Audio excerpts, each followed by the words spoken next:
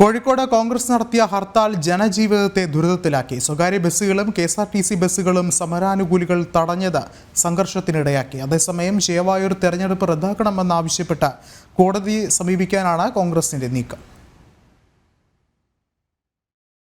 ചേവായൂർ സഹകരണ ബാങ്ക് തെരഞ്ഞെടുപ്പിനിടെയുണ്ടായ സംഘർഷങ്ങളിൽ പ്രതിഷേധിച്ചാണ് കോൺഗ്രസ് ഇന്ന് ഹർത്താലിന് ആഹ്വാനം ചെയ്തത്. ഹർത്താൽ ആരംഭിച്ച ആദ്യ മണിക്കൂറുകളിൽ നഗരത്തിൽ KSRTC ബസ്സും ചില സ്വകാര്യ ബസ്സുകളും സർവീസ് നടത്തിയിരുന്നു. കടകളും തുറന്നു പ്രവർത്തിച്ചിരുന്നു.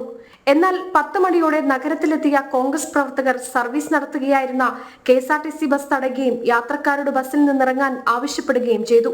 പിന്നീട് പോലീസ് എത്തിയതിനു ശേഷമാണ് ബസ് സ്റ്റാൻഡിൽ നിന്ന് പുറപ്പെട്ടത്.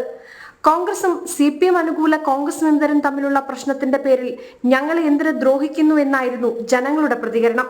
നമ്മുടെ നാട്ടിലെ കോൺഗ്രസ്സുകാർ തമ്മിൽ തല്ലിയാണ് നമ്മൾ ഇതിന് ഉത്തരവാദിയാണോ? ഇവർ ബാങ്ക് തെരഞ്ഞെടുപ്പിൽ വിമതന്മാർക്ക് വേണ്ടിയിട്ട് CPM ഒരു ഭാഗത്ത് ഇനി ജനങ്ങളെ ബുദ്ധിമുട്ടിക്കേണ്ട ആവശ്യമുണ്ട്. ഇവർ ബസ് തടയാന്നിപ്പോൾ നമ്മളോട് രാവിലെ പറഞ്ഞിട്ട് നമ്മൾ ഓടൂലായിരുന്നു. സ്വകാര്യ ബസ്സുകളും KSRTCയും നിരത്തിലിറങ്ങാതായതോടെ വലഞ്ഞത് ദീർഘദൂര യാത്രക്കാരാണ്.